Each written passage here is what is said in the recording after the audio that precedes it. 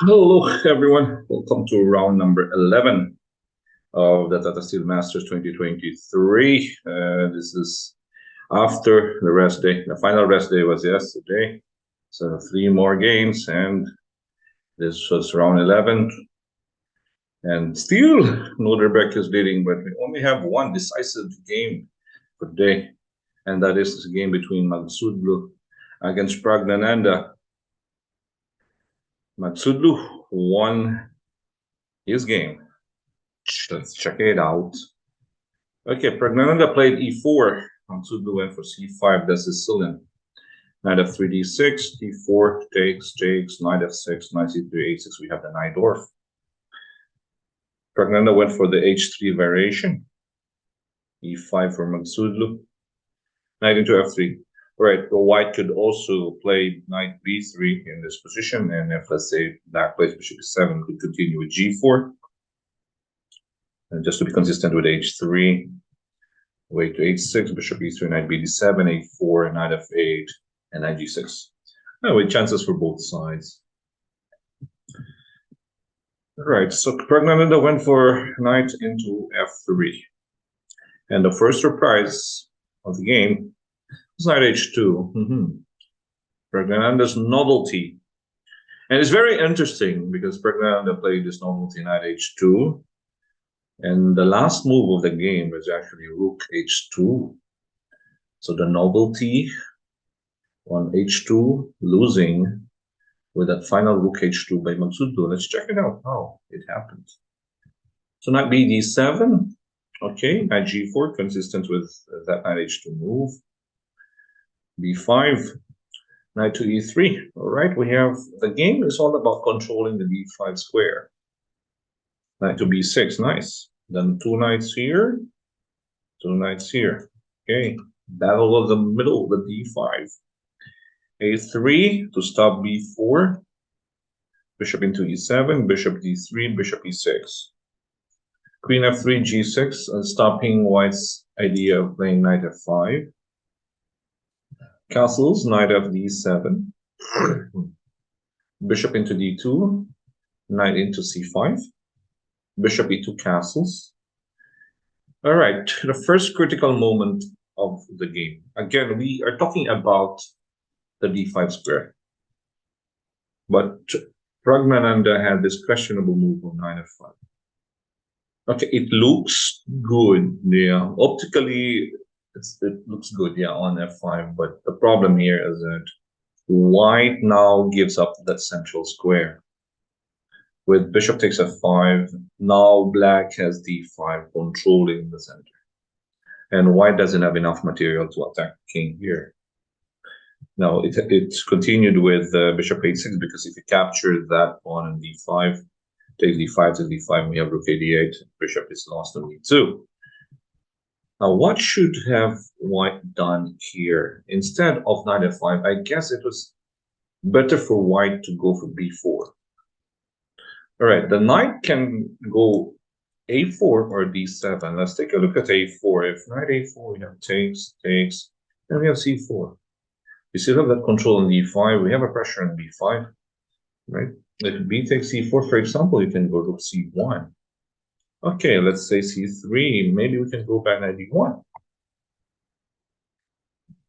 Maybe white was worried about the c3 move, but there's nothing there after knight 91, you know, and you have that majority 2-for-1 on the queen side.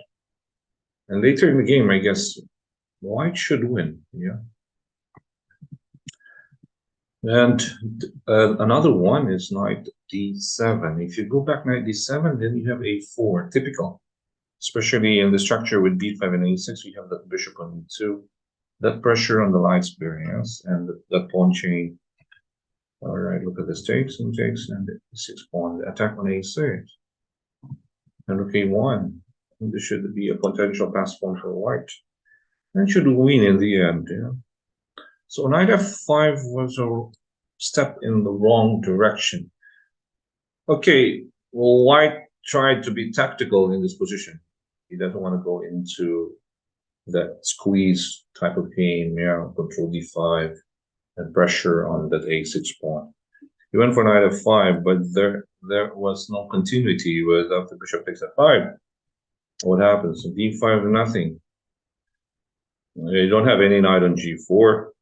Again, if you play f6, for example, here, then I have this counterplay e4, and we'll take the pawn. It's unprotected here. The queen has to move. If you go f4, then I would just take queen on f4 and take the pawn again. Knight f5 was a bit rushed, and okay, I didn't like that plan, yeah. I mean, you have that control on d5, knight f5 veers, you're veering away from that control in the defense square. And black was so happy after that, takes on f5, d5, oops. Rook on fd8, rook d1 on e4, look at the pawn. Queen g4, knight a4, oh, nice move. Takes, pressure on b2, again, nothing here. Takes on g6, h takes g6, okay, he continued with f4, but we have queen b6 check. Okay, the queen also protects that important g6 square after f5. H1, f5. Queen g3, knight takes b2. Pawn is a pawn, enough to win the game. Rook b1, knight c4, king h7. The rest is just a matter of technique. Bishop b3, no counterplay for white. Okay, c8. Look at these pawns. A takes b5. Once that pawn marches, you move her. d4, now marching down. Queen into f2, rook c3. Here, bring the rook. Queen into f6. Okay, the main point was to move out of the pin on b6, so rook into a7, although it was also possible for black to just go e3 here. No need to go queen f6. If you go queen e2, we have e3. And if you go queen to e1, for example, we can sacrifice that rook on b3 and push. Queen protects e3. Look at that pawns. Pawn phalanx. Pawn on e3, pawn on d3, unstoppable. Once the connected pawns are on the third rank, it's impossible for the rook to stop it. Especially now, you still have the bishop, rook, and queen to protect it. It's game over from here. Okay, but Maghsoodloo wants to keep it safe. In a way, he's still winning, whatever it is, and just try to exchange queen. Queen f1, d3. He wants a complete control of the game. g3, d takes e2. It was also possible for white to just capture. Again, rook takes e7, and then maybe queen h4. If the rook moves away, where is the rook moving? And let's take maybe f7 and then push d2. The rook takes h3. If king h2 to protect that one, then rook e3. Although a bit unclear. This is clearer. Takes on c2, threatens c1. It takes d8. Fernanda allowed it. Bishop takes d8. Maghsoodloo was a bit afraid of pushing that pawn, but it was possible actually to promote. The rook goes back to d1, just ignore your queen. You take on h3 takes, and you have queen e3, game over. But anyways, keep it simple. Keep it simple. This one, no counterplay. Takes on h4, so much pawns. Rook c3, rook c2, king h1, bishop f6. Okay, rook f2, rook a7, bishop h6, rook a6, bishop d4 centralized. Bishop e3, pass pawn. King into h7, after rook to g1. Okay, if let's say rook to e6 here, then we have e2. If the bishop moves back to b5, this rook f1. If king g2, then you promote. Simple, takes extra rook. Pragg thought that he could stop that rook f1 with rook g1. But e2, bishop b5, and nice final move by Maghsoodloo, rook h2. Again, Pragg had this novelty with knight h2, and the final move, rook on h2. Yeah, negating that novelty. Maghsoodloo refuted the novelty on h2 with a final rook h2. Okay, if you take king, take the rook on h2, and then this bishop takes g1, intermediate check, and you have the promotion on you. Okay, that was a pretty good game by Maghsoodloo. It was clean after knight f5. That was a wrong plan by Pragg. This knight f5 move was not the best, but it happens. Okay, Pragg has lost his last 3 games. Okay, drew. No, in the last 4 games he scored only half a point. After losing to he lost to Bukarest. Yeah, then it's Maghsoodloo. It's tough. It's tough.